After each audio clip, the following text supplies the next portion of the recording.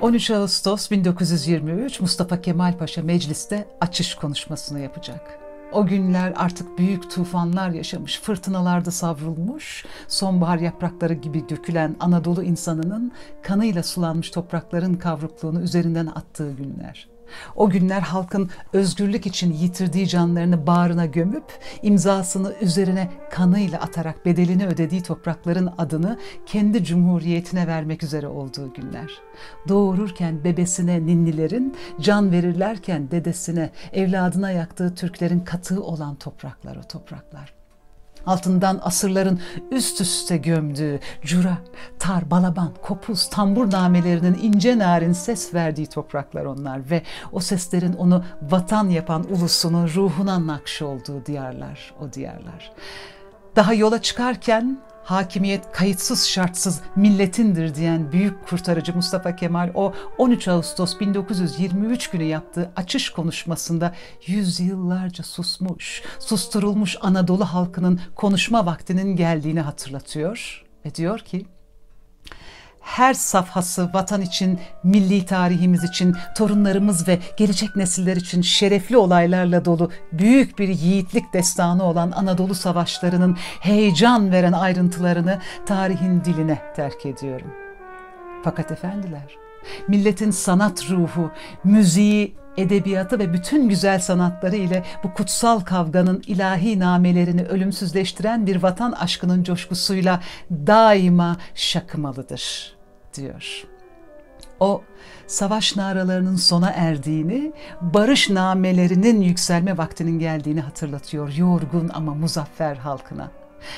Türk milleti yıpratılmış kimliğinin berelerini kapatmak, yüzünü yeniden güneşe dönmek, görünür olmak için özünde ne varsa ortaya koysun istiyor Atatürk. Işıldasın istiyor. Milletin manisi, atışmaları, efsaneleri, masalları, deyişleri, nameleri derlensin, küflü sandıklardan birer birer çıksın, havalansın istiyor. Yüzyıllarca İstanbul'dan, yani hanedanın saltanat şehrinden Anadolu'ya geçemeyen ağır saray müziğinin ve saray edebiyatının yanında esamesi okunmamış halk sanatı boylansın istiyor. Eski Osmanlı seçkinlerinin taşralı, avam, hatta eşek Türk diye aşağıladığı köylünün türküsü tanınsın, köylü yüksek sanat aleminin de efendisi olsun istiyor. Fakat nesillerce ihmal edilmiş ve ancak kendi nefesi yettiğince süre gelmiş gerçek halk müziğinin elinden tutulması icap ediyor. Değil İstanbul'da, tüm dünyada tanınır olması ve yepyeni cumhuriyetin yüzü ve sesi olabilmesi için dünya standartlarında icra edilmesi gerekiyor. Bir metodu, kağıda dökülmüş bir evrensel resmi, yani notası olmalı halkın sanatının.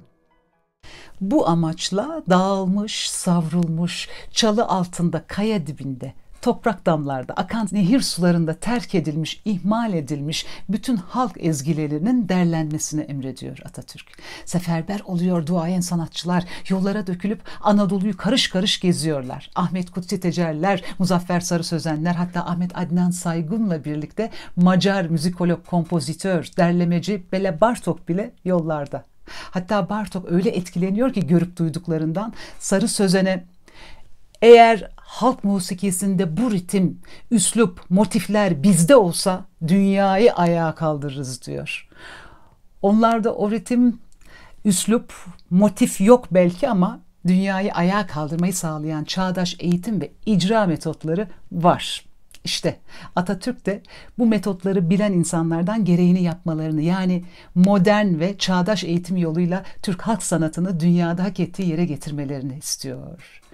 1934'ün 1 Kasım'ında yine meclis açış konuşmasında diyor ki: "Arkadaşlar, güzel sanatların hepsinde ulus gençliğinin ne türlü ilerletilmesini istediğinizi bilirim. Bu yapılmaktadır da. Ancak bunda en çabuk, en önde götürülmesi gerekli olan Türk musikisidir. Bir ulusun yeni değişikliğinde ölçü, musikide değişikliği alabilmesi, kavrayabilmesidir" diyor. Hiçbir devrim adımını bir diğerinden az atmıyor Mustafa Kemal Atatürk. Sağlam basıyor ayaklarını yeni kurduğu ülkenin toprağına. Biliyor ki başarı toplumun bütün unsurları hep birlikte iyileşir ve gelişirse gerçekleşir. En zor inkılap müzik inkılabıdır diyor. Çünkü yeni olanı yerleşik olanın yanında yeşertecek ve bu hiç de kolay olmayacak. Fasıl ve enderun yani saraya mahsus eserlerin tıpkı saltanat gibi bir süre aradan çekilip milli eserlerin yeşermesine izin vermesi gerekecek. Bu uğurda Atatürk de dinlerken gözlerini yaşartan, hasret kokan Rumeli türkülerinden bir sürede olsa feragat edecek. Onların yerine radyolar derlenen, çok sesli çalınan, notaya dökülen Anadolu türkülerini çalacak. Nefes alıyor türküsü manisi.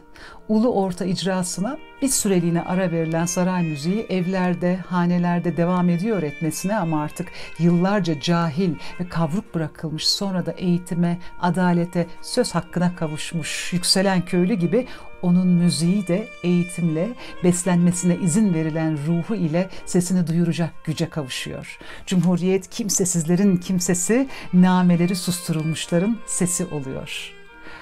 Osman pehlivanlar, Celal güzel sesler, Aşık Veyseller şen şatır şakımaya başlıyorlar radyolarda.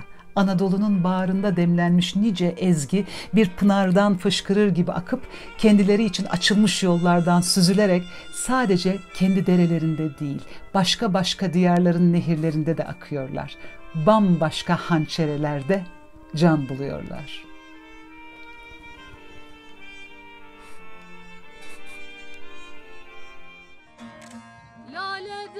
Ki be hey Tanrı benim boynum neden eğri? Yardan ayrı düştüm gayrı, benden hala çiçek var mı? Çiçek var mı? Ben Türkçe türküler için öğrendim. Şiirleri anlamak için öğrendim. Onun büyük bir partisi tabii Aşık Veysel. Onun şiirleri hala benim için çok çok önemli. Belki bazen Türkçem yeterli değil ama yine de okumaya çalışıyorum, anlamaya çalışıyorum ve çok büyük bir zevk alıyorum. Gerçekten şanslısınız. Anadolu çok şanslı bir bölge. Ona değer göstermek o sizin göreviniz. Ve sadece görev değil, o sizin şansınız. Ve ben çok bazen kıskanıyorum.